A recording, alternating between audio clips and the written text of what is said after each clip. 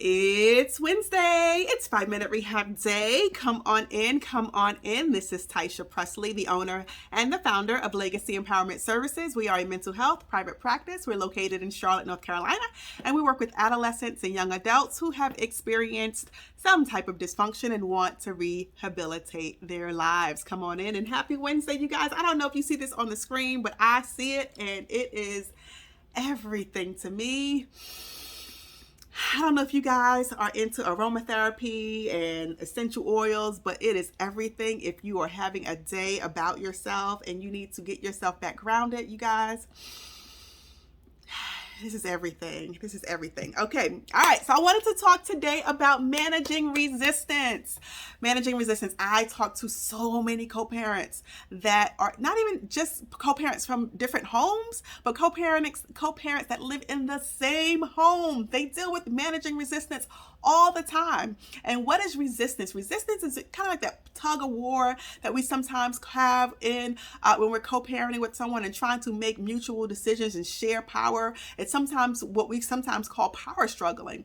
Sometimes you have the power and you want to pull this way, and sometimes they have the power and they're like, no, I'm not giving you any power. I'm pulling this way. So you get into this power struggle and you go nowhere. You go absolutely nowhere because you're in this power struggle. There's resistance. There's resistance to the goal, which is to get somewhere and move forward in your parenting relationship with your child. Okay.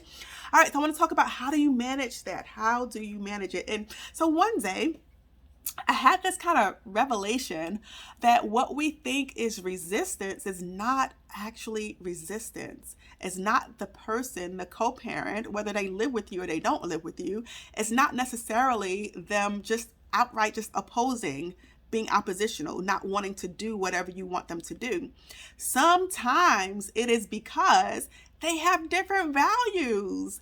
People have different value systems. Look, this is the way my mama did it. This is the way my daddy did it. This is the way my grandma did it. The way my grandpa did it. And this is the way we're going to do it. So they have different systems of thinking, different ways of parenting, and they want their way to be the way. And sometimes you got to say to yourself when you're managing resistance is that my way is not the only way. I say that to myself all the time. Come on, say it with me. That my way is not the only way, and my way is not the best way all the time. So you're going to have to always stay flexible when you're trying to manage resistance. But I want to give you just a couple of things that you can do practically, okay?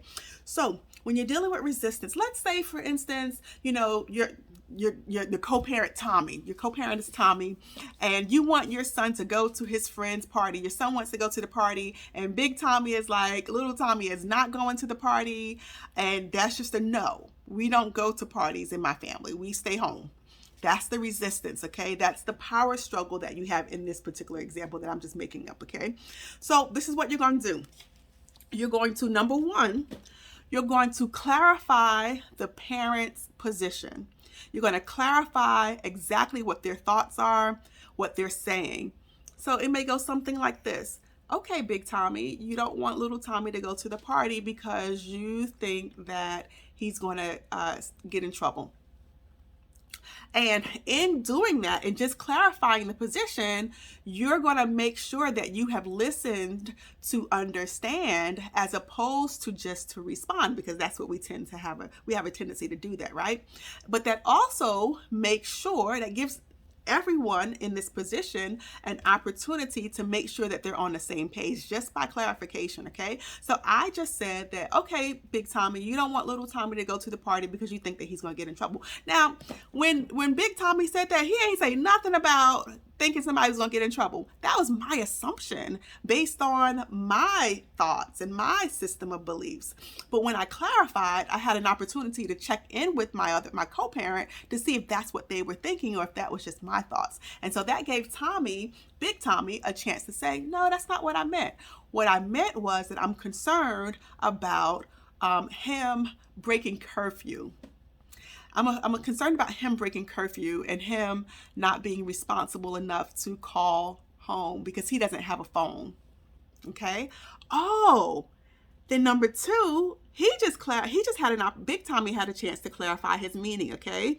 So now he had a chance to clarify his meaning. Now I get to now clarify my understanding of what he said because he provided more information. Oh, you're saying that you have a concern that because he doesn't have a phone, that he won't be able to check in, and therefore he won't be safe, and that's your concern. Is that your concern? Big Tommy is like, yes, you get it. You understand it. Look, resistance is gone. We're on the same page now, okay? We can rock and roll because we are now on the same page. So now I've clarified my understanding. I clarified what he said.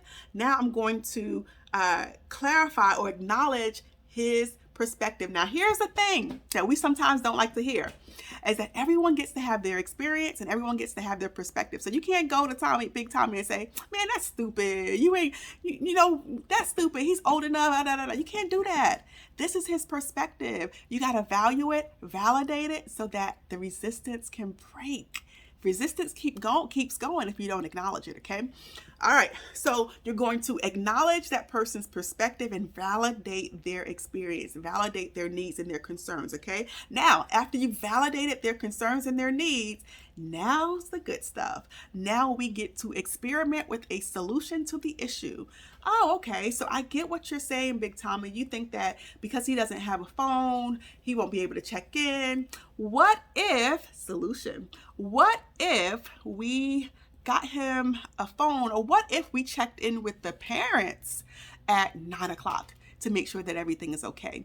What if we did that? Would that be okay? What do you think about that? Or do you have another way of looking at it?